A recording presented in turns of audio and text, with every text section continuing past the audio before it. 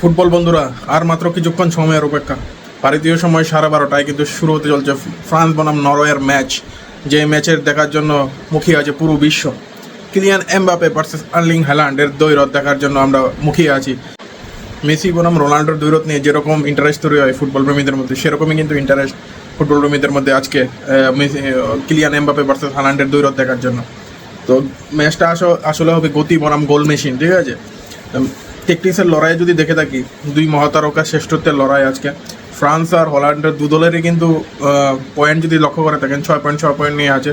Just গোল সংখ্যার ব্যবধানে France top পজিশনে আছে। তো আজকে যে ম্যাচটা জিতবে গ্রুপ আই এর মধ্যে, ওরা টপকে চ্যাম্পিয়ন হয়ে যাবে। তো আজকে দৌড়টা মূলত হবে গতি ভার্সেস গোল মেশিন, ঠিক আছে। ফ্রান্সে যদি দেখি আমরা, রাইট উইং বরাবর মাইকেল ওলিসে, যিনি রিয়াল মাদ্রিদে যাওয়ার জন্য একটা খুব সম্ভাবনা প্রসপেক্ট মনে হচ্ছে, সেই মাইকেল ওলিসে আর কিলিয়ান এমবাপে জুটিটা কিন্তু ভয়ঙ্কর ভাই। মাইকেল ওলিসের রাইট উইং বা মিডফিল্ড থেকে যে তিনি পাস বাড়াচ্ছেন, অ্যাসিস্ট দিচ্ছেন, সেখান থেকে এমবাপে গতি প্লাস এমবাপে বল রিসিভ করে দুরন্ত শট মারা, সেটা কিন্তু ভোগাবে নরওয়েকে, ঠিক আছে। মেইনলি এমবাপের গতি, স্পিড, সেটা নিয়ন্ত্রণ করতে ডিফেন্সের জন্য, ঠিক আছে। সেটা কিন্তু অগ্নি পরীক্ষা, ঠিক আছে। এক নির্মম গোল সামান্যতম সুযোগ পেলে কিন্তু বল জালে জোড়াতে তিনি বিন্দুমাত্র ভুল করেন না। আর সেটা এমবাপেও আছে, বাট আর্লিং হল্যান্ড কিন্তু প্রপার নাম্বার 9। দলগত শক্তি এবং টেকটিক্সের দিকে যদি আসি, তাহলে ফরাসি দল কিন্তু সব বিভাগে কিন্তু তারকায় টাসা ভাই। মাঝ মাঠ আর রক্ষণ ভাগে দুর্দান্ত ভারসাম্য তাদের মধ্যে, যে কোনো দলের জন্যই ভয়ঙ্কর।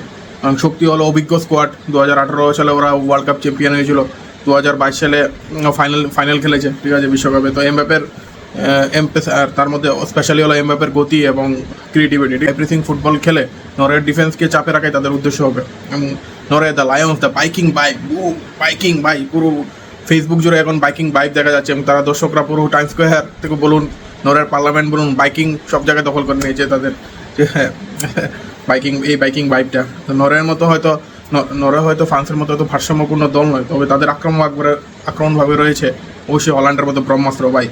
একই ম্যাচের ভাগ্য বদল দিতে পারে। কাউন্টার অ্যাটাক এবং হল্যান্ডের ফিজিক্যাল প্রেজেন্স অ্যান্ড ফিনিশিংয়ের উপরে লক্ষ্য থাকবে নরওয়ের, ঠিক আছে। কৌশলে ডিফেন্স সামলে তাহলে ওরা ডিফেন্স করবে, কারণ ফ্রান্সের যা গতি, ওরা ডিফেন্স করতে থাকবে। সেখান থেকে কাউন্টার অ্যাটাকে বল পেয়ে হল্যান্ডকে বল দিয়ে তাদের উদ্দেশ্য থাকবে লং বলে, স্পেশালি কাউন্টার অ্যাটাকে ওরা হল্যান্ডকে বল যোগান দেওয়ার মেইন চেষ্টা করবে, ঠিক আছে।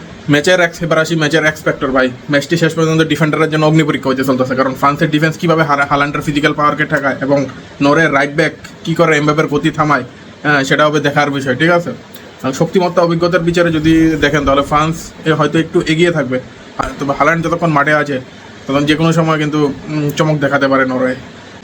এটা হয়তো একটা হাই স্কোরিং ম্যাচ হতে চলছে। হাই স্কোরিং থ্রিলারের জন্য অপেক্ষায় আমরা। আর কিছুক্ষণ সময়ের অপেক্ষা, তারপরে আমরা সেই দৌড়টা দেখতে পাবো। ইতিমধ্যে বলে দিই, দুটো ম্যাচই খেলে হল্যান্ডও 4টা গোল দিয়েছে, এমবাপেও 4টা গোল দিয়েছে। তো দুজনেই প্রায় গোল স্কোরের দিক দিয়েও সমান পজিশনে আছে। গোল্ডেন বুটের লড়াইটাও এদিকে যদি মেসিকে যোগ করে জমে উঠেছে ভাই। তো দ্যাটস ইট। ফলো করেন ভাই, যারা আগরতলা থেকে আসেন, আগরতলা ছেলেকে সাপোর্ট করেন। And love you guys, by.